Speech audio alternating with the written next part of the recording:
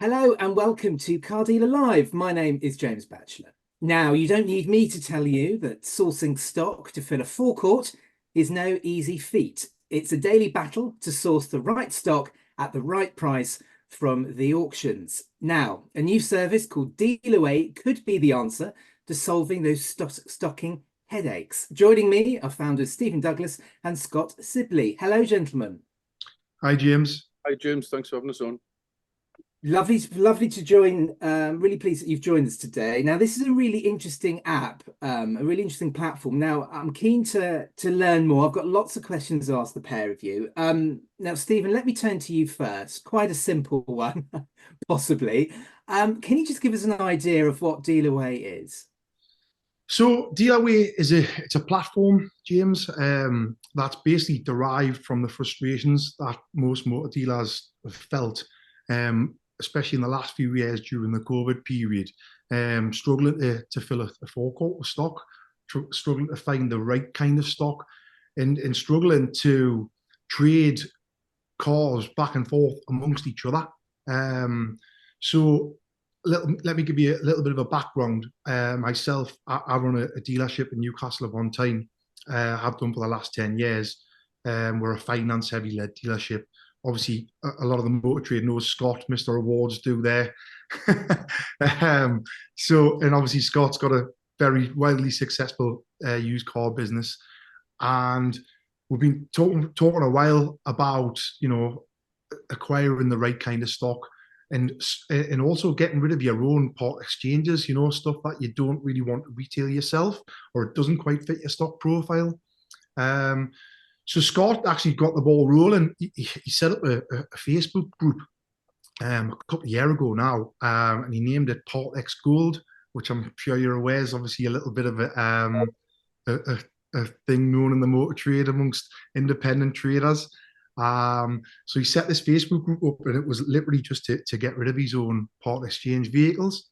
It got a lot of traction. He invited a lot of people. Obviously, he knows a lot of people in the motor trade, and he very quickly he was able to get a lot of interest in his stock that he needed to move on. And he done it using the format of a Facebook group. And he done it a little bit differently to what everyone else has been doing on there. And I got involved, and we decided that there wasn't a platform out there that was built for this sole purpose of dealers buying and selling cars to one another. There's been things out there that have tried to do it, but we don't feel that they've done it right. And I think me and Scott have come up with a fantastic solution that's been in development now for around about 15 months, that we think is really going to appease a lot of motor dealers who are struggling to acquire the right stock. Mm. Scott, great intro there from Stephen. I think you possibly need to hire him as your agent, actually. But he is correct. I mean, you do. He's already got me on the payroll, James. Well, let's not get into that right now. But Scott, you do own the highly successful Redcar Lodge, and I've been aware of the Partex Gold Facebook group as well, and I'm sure many viewers are aware of it and use it as well. Just take us back then, Scott. So why did you set that up then? Well, I think when I came in the motor trade, which was 14 years ago, and when you send a car to the auction, one of my part exchanges, it doesn't have like the main dealer banner on, so the cars would never achieve the same money as if it was a main dealer car or a finance car or so on. So we were left with ringing local traders to come and buy our cars. And there was two or three would come down and buy the cars, but sometimes they wouldn't turn up, or they'd spend half an hour telling you why not to buy the car, or they pulled apart. And we then found that was affecting business, because the salesman would then say, look, we've got this possible part exchange coming in. And we would say, well, we don't know where we're going to go with that one. We can't send it to the auction, it'll die. People will think it's going to be in the Part X direct line in the auction, so people will automatically think there's something wrong with it. We ring certain traders, they wouldn't want it, so would struggle. So I thought that if I created a Facebook group with the slang, Part X Gold, for a bit of fun, and starting just putting my cars on, which we did, and I ran that for, like Stephen mentioned, for a good few months, till we got to about 5,000 members who were just buying my cars. And we found that the traders who were coming to buy the cars from me don't buy them through the Part-X Gold group at all now. I've never seen them again. But they're aware of the cars going on. And we found, because we drive the cars and we're very honest with the descriptions and the, and everything to do with the car, and people can drive them as well before they pay for them. We never really had any problems. So what we also found was that we're achieving more money for the part exchanges. I know Stephen in the early days was one who said, oh, your cars aren't very cheap when you put them on, but they're selling, and people were realizing they didn't have to pay any auction fees, and they had the confidence there that the cars had been driven. They weren't going to get any nasty surprises from like an auction static check, where you've got, problems with diffs, wheel bearings, gearboxes and so on. So people were then a bit more, they'd give a little bit more money for the car to do it like that. So that was the main reason why we set the group up. Yeah. Yeah, I mean, it's all about transparency, isn't it? And creating a trusted network, really. And it sounds the perfect way of doing things. So Scott, just explain to me how what point did you think about transitioning this into an app? I just think it was the success from the group. We were selling so many cars when we first launched the group. We were in the process of setting up a second site, which was Redcar Lodge Select, which was a cheaper range of cars. So I was on a mission to buy everything I could through auctions, and I would speak to auctions and I would find cars which were unsold or late entries. So we were getting some good opportunities for cars coming in. So that was growing, and because I was looking at the cheaper range of cars, we were seeing more of our cars. It was creating more part exchanges. We were then bringing more cars in via our car buying website cars, what we wouldn't have normally bought. But because we had the group, we thought we could put them on the group, and that was working as well. We put it together as a template, which was for the group members. We thought, well, if you follow the same template as what we've done, because it works for us, we've tried and tested it, it works, and we'd sold literally hundreds of cars through the group. All over the country, into Ireland as well. And we decided, it was about December time this year, I spoke to Steve and we says, look, this is the plan. I think, well, it was before that when we decided to get the app built, but we decided to open the group in December time to let other people have the same experiences as what I'd had. So dealers were putting the cars in the group and they were having a good time. They were selling the cars. Stephen and I, we were checking and vetting all the adverts coming through, and they would go through on the page, onto the feed, and you just see how quick they were selling. So everybody had to use the same template and just follow what we'd done, which had been tested. So that worked really well. Stephen, just explain to us what makes this different from the rest, because it's pretty unique, this set of circumstances, really, isn't it? Yeah, it is. I think what makes Dealerway unique, because we've derived from the Facebook group, is the sense of community that we've built inside the Facebook group. Now, obviously, Facebook's great at delivering that a community, but it's not a platform that is made for trading cars amongst other traders. There's a lot of things that it can't do. And so me and Scott got together and thought, well, look at what do we need to provide for an end user. And I think a lot of big platforms forget that the most important person is maybe the person buying the car, the person sat at the desk or using the app on their phone. And obviously, myself buying lots of cars on a daily basis, I'm well versed in the frustrations of what comes with that. So from the outset, we've done a lot of research in around looking at what was out there, what was in the marketplace. And the big thing that stood out to me was the trust and the transparency and the user experience of these platforms. And it wasn't very well geared to an end user. And we really wanted to push the fact from the off that Dealerway would be very, very easy to use, very approachable, very well laid out as a platform, was full of rich data that would help buyers make informed decisions on. And I think throughout the whole process, we're really trying to knuckle down onto those values. And I think when the app launches, people will see that. It'll be clearly evident that that's happened. Now, transitioning from the Facebook group over to the app is obviously going to be quite a, hopefully a smooth process, but maybe it's a difficult process for some of the users that have been totally used to using Facebook as a platform, in that they're not, au fait with what do I do with this new shiny app? And we'll hope that the ease of use of the platform will just benefit them and help them just transition very easily. The biggest thing as a buyer, especially when you're buying from other motor trades, that we found is being able to trust who you're buying from. Now, obviously, James, you mentioned that you've been part of the Portec school and you're aware of other certain groups and what have you. Now, when you sat down as a buyer and you're looking to purchase a car, you don't really know who is at the other end of this transaction. All you can see is a Facebook profile picture, and it could be anyone. I'll give you an example. I put my hand up to buy a Ford Focus off a guy in Norwich. I paid, obviously I'd never dealt with the guy on a certain Facebook group before. I'd paid a driver to a full day's wage to go down to Norwich from Newcastle, where we are. I paid his train fare, took him, hours and hours to get there, gets to the car was totally not as described. Now, the big problem we've got with that is obviously it's cost us a whole day's wage for the guy. I've had to then pay for another train ticket home. So it probably costs us £250, £300 for that experience. I've got no way of leaving any sort of negative feedback to the guy that I've purchased or tried to purchase the car from. He can just try and do this again on another Facebook group.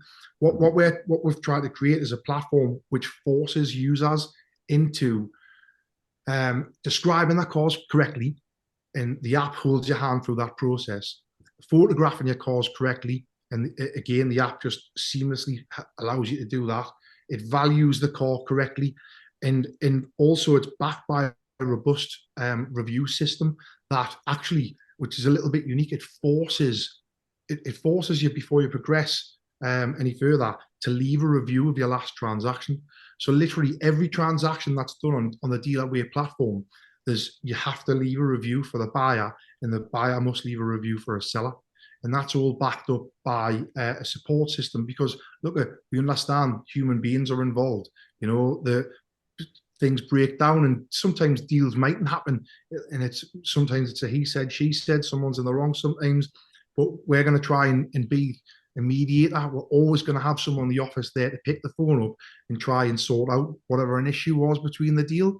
And dealers have not had that on these Facebook groups. Let me tell you, James, there's thousands of cars being sold online, dealer to dealer, on these Facebook groups, and there's no structure, there's nothing in place to sort of manage it all. And we think we've built a platform that is there in place that's going to manage everything for dealers to be successful in trading cars amongst each other.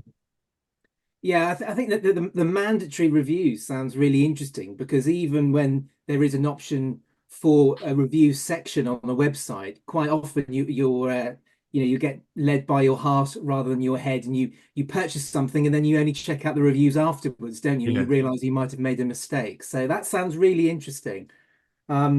Scott, I mean, let's get to the nitty gritty then. I mean, how much does all of this cost for dealers to use? Well, we came up with the thought behind it was, sometimes the motor trade needs a bit of a break, because the advertising costs can be colossal for dealers. So there's parts, and then obviously labor, and everything that goes into it. So we thought, if we can make this affordable based on numbers, so we'll have two options. So we've got a monthly subscription, which is £80 a month. So if you subscribe to that subscription, it's £80 a month, which is really, it's like £1,000 a year, and buy and sell as many cars as you want. No auction fees. You can just, live the dream with that one. Or if somebody didn't want to subscribe to that and they just want to do like a pay-as-you-go model, it's £30 per car which gets sold. So it's when the app launches, it's 1 month's free trial, so everybody can just trial it for a month. And then we've also teamed up with MotorCheck to make sure that every single car gets checked. We don't want to rely on somebody doing a check from 2 weeks ago, or one from Experian and one from this one. So every single car, what goes on when you list the car, you have to click the button for a motor check, which goes on. So there is a cost for that because we have to pay MotorCheck for that. So that's the only separate cost. If you're a premium subscriber and you're on the monthly subscription, you get 5 of those free a month anyway. So if you're not putting a lot of volume on, you get that back as well anyway. So, but the cost of the MotorCheck's a couple of pounds. It's hardly anything, you know. So yeah, that's basically the cost and how it's going to go through. Yeah. Scott, I mean, you know, all dealers of all sizes have problems sourcing the right stock. It doesn't matter the size of the operation. I could imagine this could actually have some benefit to main dealer groups as well, couldn't it? Well, I would think so, yeah, because I think the main dealer groups, there's a lot of dealers out there, I think, with part exchanges, unless they're going to retail them again, they can be deemed as a bit of a hindrance, where they just ring the auction, they want them taken off site and they want them disposed of. But, you know, times have changed, and I think a lot of dealers are tightening up their belts a little bit, so they're probably looking at, you know, getting profit from part exchanges or disposing of them correctly. Obviously, in the traditional auction, there's buyer's fees and seller's fees. I always look at that where it's, even though the buyer, so if I'm buying from auction, there's a £400 or £500 fee. It's the dealer who's actually paying that. So the vendor who's put that car in there, ultimately, he's getting £500 less for his car. If I spoke to the dealer in the car park outside and said, I'll give you £20,000 for your BMW, and he'd say, no, I'm going to put it through the auction, I would pay 19,500 plus my £500 fee brings me back to 20,000. He gets returned 19,500. So the fee itself, the auction could charge you £1,000 fees. It doesn't make any difference to the buyer, because with the buyers, you know, in the motor trade, you work retail back, and whether you're buying them from Carwow, Motorway, or whatever, you know, you've got your fees, you've got your transport, you've got your prep bills, and then, you know, you work it backwards. So it doesn't really matter. So if there was a dealer group out there and it was a main dealer out there and they thought, you know, what would be the benefit of putting one of their cars on a Dealerway, the first thing I would say immediately would be they're going to be £400 or £500 better off straight away because of the fees. The speed of sale as well. I was speaking to a dealer last week, and we spoke about how long does it take him to get paid for that part exchange. So that part exchange just came in on a weekend.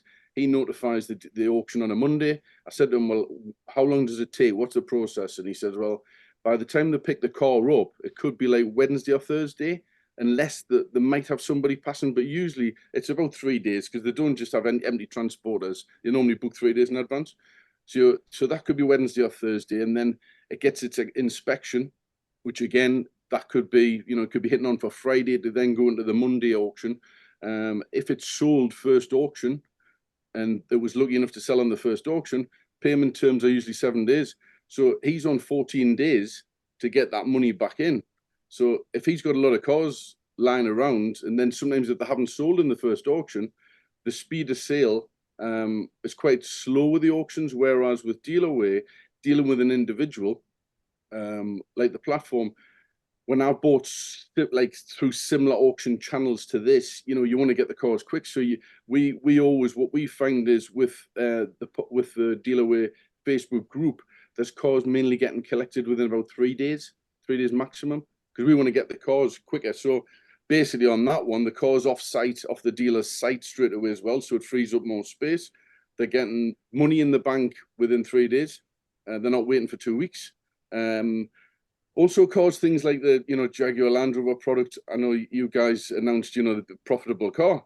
And, you know, there's certain brands of car like that where those dealers will look and go, you know, you've got to have a lot across that car to first of all prep it because of the costs. And then there's the one when they come back quite a lot. But the initial prep, sometimes those cars, when they go to auction, they're not eligible for the mechanical check. They don't have any like insurance against them, depending on the auction.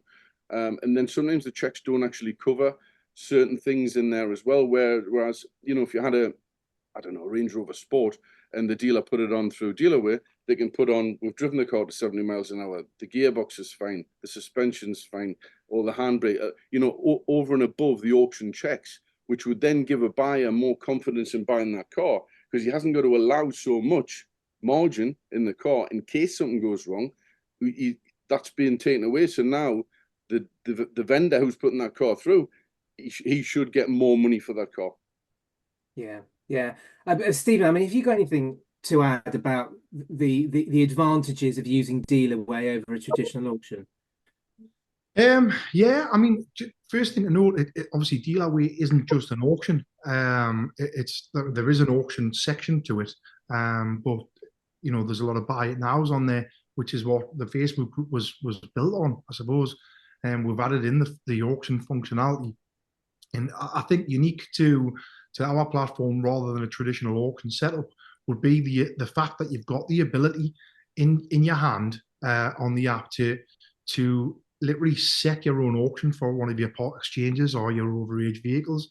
Now, you've not been able to do that. Like Scott mentioned, traditionally, if you want to send one of your cars to an auction, whether I'm a one-man band or whether I'm a multi-site franchise dealer, you've got delivery fees, you've got to wait, and all the rest of it. There's a lot of time. Now, if I take a part exchange in this morning, I can within 2 hours have it on live as my own auction, and I can set the duration of that auction. I can see I want it to last for 3 hours up to 3 days. I can set the time that it wants to end. I set my own reserve. Not only that, I can even set who I don't want looking at it. You know, if somebody's got a 3-star rating on their buyer's profile, I maybe don't want to deal with those people. So I can do all that. Not only that, obviously when you go to an auction, a traditional auction house as well, you can't drive a car. So with Dealerway, you can. So obviously, again, it's based on a trust system. Now, if I was selling one of my vehicles on Dealerway and I've described it correctly using the app to do so, when someone comes to collect that car, I've got no problems with them inspecting it, having a look at it, giving them the keys, letting them take it up the road 70 miles an hour. You know, you just physically can't do that with a traditional auction route. So I think that's a big one.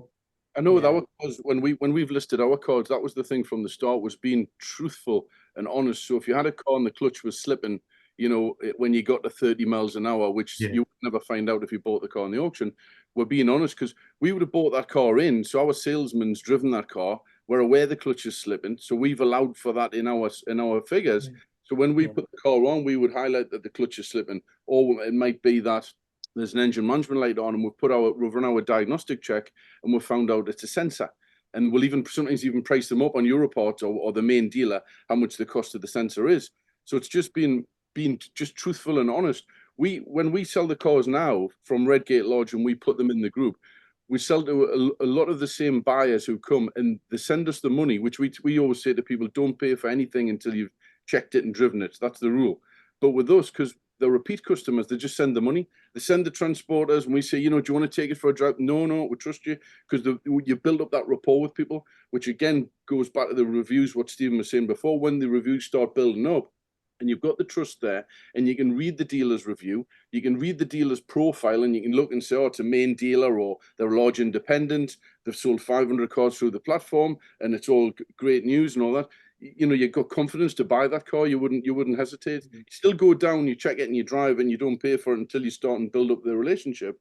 But it's all about trust. That's the key. We don't want anybody using the platform who are non-trustworthy. So we'll be checking people, very, well, I don't know, firmly to make sure that there's nobody, doing that type of thing. And what we want quality over quantity. We don't want, loads of people in there with the wrong intentions trying to offload cars which are faulty. We'd rather, it was done through trust. We find that the people who have been successful in the group have went above and beyond in the descriptions of their vehicles. They have pointed things out. They've took good photographs of paintwork issues, or they've told the prospective buyers about the car needs this or the car needs that, or it might cost X to fix it. They've not tried to hide anything. And the more and more dealers have done that, the next time they go to put the next cars on, people have went, oh, actually, I'm going to have that. I trust him. It all leads into that. That's the ethos and the atmosphere we're trying to create inside the app. Been quite a few group shout outs where people will do a shout out to a dealer who they bought a car from and said, you know, we bought 10 from this guy and he's really good to deal with. Thanks very much. And it's building like a little bit of a community, if you like. So that's working really well. Yeah, but again, when someone lists a vehicle, you know, you might have missed in the Facebook group someone shouting that person out 2 or 3 times, whereas in the app, it's all in his dealer profile. You know, on the dealer profile, you can see who they are, who they've actually sold the car to before, who's left them a good review before. You can just see all the history of every transaction they've done on the app. So it's really 360 degrees transparency, so you know before you put a bid in for a car who you're dealing with. Well, we've made it as well, James. We added a couple of months ago was the feature, which I suppose you can do on Facebook, but you couldn't really do it through the app, would be to block somebody who you didn't want to do business with. So you could have bought a car, you could have, you know, the problem and sorted everything out and just thought, well, right, okay, well, we wouldn't want to deal with you again, but we've got a bit of a resolution. You could block that dealer, so when you put a car on, they won't see you and you won't see them. So we've added that in the app as well. Not only that, on the back end, if we start seeing dealers getting consistent 1-star, 2-star, 3-star reviews or a few blocks here and there, we'll pick the phone up and have a word with them, and if it continues, we'll just kick them off the platform. We don't want that on the platform, you know. The whole idea is to get like-minded, trustworthy dealers all dealing together and all doing good business with each other, you know. With everything that the pair of you have said, particularly around auction houses, I think it's probably fair to assume you're not trying to compete or replace auction houses. I mean, is that a fair thing to say, Scott? Yeah, that's correct. We're not trying to compete or take over or anything like that. This platform's just another option. I mean, there's thousands of dealers who sell, you know, cars every week, like Stephen touched on. And out of those thousands of dealers, there'll be thousands who don't deal with auctions, traditional auctions. They're quite vocal about that, whether that's to do with previous experiences or whatever. But, you know, when you look at certain brands of car, when was the last time you seen a McLaren and a Lamborghini and a Rolls Royce in an auction? You know, there's high-end cars which even get changed every day, as well as, you know, some of the other benefits we've said. There'll be big dealer groups who would look at this and think, you know, we've got too many cars, the volume's too big. We were speaking to a car supermarket. I think they send about 18,000 cars a year to auction, traditional auction, and we said to them, if we put in the calculator, £450 a car times 18,000 goes straight on your bottom line. But obviously, it's logistically how you do it. We have at Redcar Lodge. I work with Stephen downstairs. He's like one of my vehicle processors, and he lists all the cars. So it's his job to list them. Does a fantastic job. He's a bit overcritical on the cars as well to avoid anything. He gets commission for when he puts the cars on. He gets like a little payment, so it keeps him involved. Does some nice photographs. So to list a car probably takes, but he drives it. He takes it for a drive up the coast road. Does all the checks. It's probably about 20 minutes, 25 minutes. That's all it takes. So for dealers out there, if you're a main dealer and you're thinking, oh, well, we haven't got anybody to do it, it's not like this app, what we've done as well. I'm not saying it's childproof, but it's so easy to use. Anybody could really photograph the cars and put in all the information and get it live. It doesn't take too long. But again, that time against £500 of the fees, you know, you haven't going to do many of them to get to make big savings on the bottom line. Yeah. But no, to the question, we're not there trying to take over. It's just another option what dealers could look at and think, you know, I'll have a go at this. Yeah. I personally think we need more auctions because obviously, sadly, over the years, there's been a few of them closing them down, and you know, and there's quite a lot starting to close them down. So I think it's the way the world's changing and technology's changing. So, but it was nice when there was more auctions around because you had more choice. Yeah, and definitely COVID had an impact on that. I think the auction sector was one of the most badly hit in that regard. But Stephen, let me just turn to you just for a second. Is it actually just dealer cars that are being listed on the platform, or are you considering widening the pool?